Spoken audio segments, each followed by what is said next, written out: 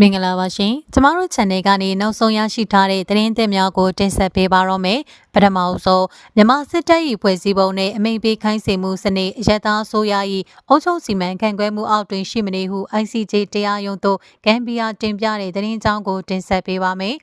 ရခိုင်ပြည်တွင်ရိုဟင်ဂျာလူမျိုးတုံးတပ်ဖြတ်မှုကျူးလွန်ခဲ့သောမြန်မာစစ်တပ်၏ဖွဲ့စည်းပုံနှင့်အမိန့်ပေးခိုင်းစေမှုစနစ်မှာအရတားအစိုးရ၏အုပ်ချုပ်စီမံခန့်ခွဲမှုအောက်တွင်ရှိမနေကြောင်းအပြည့်ပြေဆိုင်ရာတရားရုံး ICJ သို့ဂမ်ဘီယာနိုင်ငံကတင်ပြခဲ့ကြောင်းနိုင်ငံတကာသတင်းဌာနတချို့ကရေးသားဖော်ပြထားပါတယ်။ဇန်နဝါရီလ12ရက်နေ့ ICJ တရားရုံးသို့ရိုဟင်ဂျာလူမျိုးတုံးတပ်ဖြတ်မှုနှင့်ပတ်သက်၍ဂမ်ဘီယာနိုင်ငံကတပ်သေးနှင့်အမှုအကြောင်းအရာများကိုတင်သွင်းရာတွင်ရင်းချက်ကိုလည်းထည့်သွင်းပြောဆိုခဲ့ကြောင်းသိရှိရပါတယ်။2016ခုနှစ်နဲ့2018ခုနှစ်မှာစစ်တပ်ကရခိုင်ပြည်တွင်ရိုဟင်ဂျာလူမျိုးတုံးတပ်ဖြတ်မှုများကျူးလွန်ခဲ့ပြီးရင်းချိန်တွင်လူထုရွေးကောက်တင်မြှောက်ထားတဲ့ NLD အစိုးရကအုပ်ချုပ်နေခြင်းလည်းဖြစ်ပါတယ်။လက်ရှိ ICJ တရားရုံးတွင်ပြန်လည်စတင်နေသောကြားနာမှုများမှတစ်စိစစ်တပ်၏အကြမ်းဖက်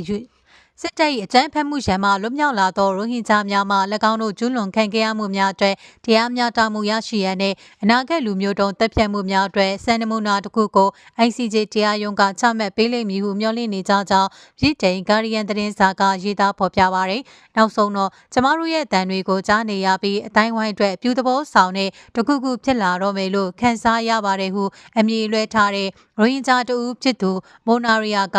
ဂါရီယန်သတင်းစာကိုပြောဆိုခဲ့ပါတယ်2019ခုနှစ်မှာစစ်တပ်ကရိုဟင်ဂျာရွာများကိုနေမြေရှင်းလင်းရချိန်စတင်ခဲ့ချိန်က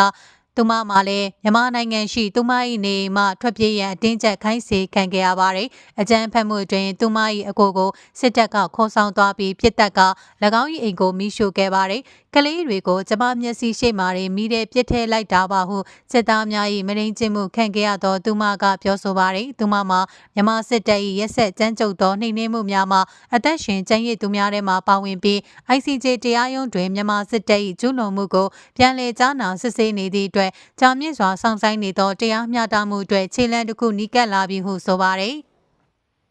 ကမ်ဘီယာမှတင်သွင်းခဲ့သောအမှုသည်2016နဲ့2018ခုနှစ်များမှာရိုဟင်ဂျာ9သိန်းကျော်ကိုအိန္ဒိချင်းဘင်္ဂလားဒေ့ရှ်ကိုထွက်ပြေးစေခဲ့သည့်စစ်စင်ရေးများကိုအခြေခံထားပါတယ်။ကျွန်တော်တို့တရားမျှတမှုကိုတောင်းဆိုပါသည်ဟုဘင်္ဂလားဒေ့ရှ်နိုင်ငံရှိကော့ပဆာဒုက္ခသည်စခန်းမှာဟိတ်မြို့ကိုကြားနာပွဲများနားထောင်ရန်ရောက်ရှိလာတဲ့မွန်နိုင်ရာကပြောကြားခဲ့ပါတယ်။မြန်မာနိုင်ငံကိုတရားစွဲဆိုထားတဲ့ရိုဟင်ဂျာလူမျိုးတုံးတပ်ဖြတ်မှုမှာဆယ်စုနှစ်တစ်ခုကျော်တွင် ICJ မှကြားနာခဲ့သောပထမဆုံးလူမျိုးတုံးတပ်ဖြတ်မှုဖြစ်ပြီးအစ္စရေးကိုလူမျိုးတုံးတပ်ဖြတ်မှုဖြင့်ဆွဆွဲခဲ့သည့်တောင်အာဖရိက၏အမှုအပါအဝင်အနာဂတ်ဆွဆွဲချက်များကိုမြည်သူအကဲဖြတ်မည်ကိုရှေ့ပြေးနမူနာတစ်ခုချမှတ်နိုင်ပွဲရှိပါသည်ဂမ်ဘီယာနိုင်ငံကဇန်နဝါရီ12ရက်မှဇန်နဝါရီ15ရက်ထိပထမဆုံးရှောက်လဲချက်တင်ပြလျက်ရှိပြီးမြန်မာစစ်တပ်ကရိုဟင်ဂျာများအပေါ်စနစ်တကျရှင်းလင်းရေးလုပ်ငန်းများလှုပ်ဆောင်ခဲ့ကြောင်းရိုဟင်ဂျာများကိုမျိုးနွယ်စုတစ်ခုလုံးသို့မဟုတ်တစိမ့်တစ်ပိုင်းဖြည့်ဆည်းရန်ရည်ရွယ်ချက်ဖြင့်အစုလိုက်ပြုံလိုက်တပ်ဖြတ်မှုမရိမှုနှင့်ရွာများကိုမိရှုမှုများကျူးလွန်ခဲ့ကြောင်း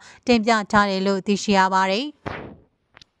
နိုင်ငံတကာဥပဒေကိုချုပ်ပေါက်ပြီးနောက် ICJ အမှုမှာမြန်မာစစ်တပ်အနေဖြင့်နိုင်ငံတကာတရားရုံးတွင်မိမိကိုယ်ကိုကာကွယ်ရသည့်ပထမဆုံးချိန်ဖြစ်ကြောင်းပြောကြားခဲ့ပါတယ်။တရားမျှတမှုနှင့်တာဝန်ခံမှုစီသို့ရှေ့လျားသောလမ်းကြောင်းပေါ်တွင်ကြီးမားသောခြေလှမ်းတစ်ခုဖြစ်သည်ဟုဦးထွန်းခင်ကမှတ်ချက်ပြုပါတယ်။2020ခုနှစ်မှာ ICJ ကရိုဟင်ဂျာလူနည်းစုပေါ်လူမျိုးတုံးတပ်ဖြတ်မှုအကြမ်းဖက်မှုကိုကာကွယ်ရန်နှင့်အတိတ်ကရာဇဝတ်မှုများ၏အထောက်အထားများကိုထိန်းသိမ်းရန်မြန်မာနိုင်ငံပေါ်အရေးပေါ်ယာယီစီမံများချမှတ်ခဲ့တော်လဲစစ်တပ်ကရက်စက်ကြမ်းကြုတ်မှုများကိုဆက်လက်ကျူးလွန်နေသည်ဟုနိုင်ငံတကာလူ့အခွင့်အရေးစောင့်ကြည့်လေ့လာသူများကဆိုကြပါသည်ICJ မှုမှာလူပုဂ္ဂိုလ်များပေါ်ရာဇဝတ်မှုဆိုင်ရာတရားစွဲဆိုမှုတစ်ခုမဟုတ်တော့လေမြန်မာနိုင်ငံကလူမျိုးတုံးတပ်ဖြတ်မှုဆိုင်ရာကွန်ဗင်းရှင်းအရ၎င်း၏တာဝန်ဝတ္တရားများကိုချိုးဖောက်ခဲ့ခြင်းရှိမရှိကိုဆုံးဖြတ်မည်ဖြစ်ပါတယ်။အခြားတစ်ဖက်မှာလည်း2019ခုနှစ်တွင်အပြည်ပြည်ဆိုင်ရာရာဇဝတ်ခုံရုံး ICC ကရိုဟင်ဂျာများပေါ်ကျူးလွန်သည့်ရာဇဝတ်မှုများကိုစုံစမ်းစစ်ဆေးမှုစတင်ခဲ့ပြီး2024ခုနှစ်တွင် ICC ရှေ့နေကလူသားမျိုးနွယ်ပေါ်ကျူးလွန်သည့်ရာဇဝတ်မှုများအတွက်စစ်တပ်ကောင်ဆောင်မင်းအောင်လှိုင်ကိုဖမ်းဝရမ်းထုတ်ရန် ICC တရားရုံးကိုတင်ပြထားပါသည်ရိုဟင်ဂျာဒုက္ခသည်များနဲ့လက်တွဲအလုပ်လုပ်ကိုင်နေတဲ့ အမှုဆောင်ဒါရိုက်တာတူက ICJ က6လမှ12လတွင်စီရင်ချက်ချမှတ်နိုင်ကြောင်းတရားရုံး၏အမိန့်များကိုမြန်မာနိုင်ငံကလက်ရှိမှာအကောင့်ထဲပေါ်မှုမရှိသည့်တိုင်အရေးကြီးသောချိန်လန်းတစ်ခုဖြစ်လာမည်ဟုဆိုပါရယ်အခြေအနေတွေကပြောင်းလဲနိုင်ပြီးတညာရီနှင့်အစိုးရအပြောင်းလဲဖြစ်နိုင်နေဆိုတာမမေ့ပါနဲ့တရားရုံးအမိန့်ကလည်းဆက်ရှိနေမှာပါဟု၎င်းကထုတ်ဖော်ပြောဆိုခဲ့ကြောင်းသိရှိရပါရယ်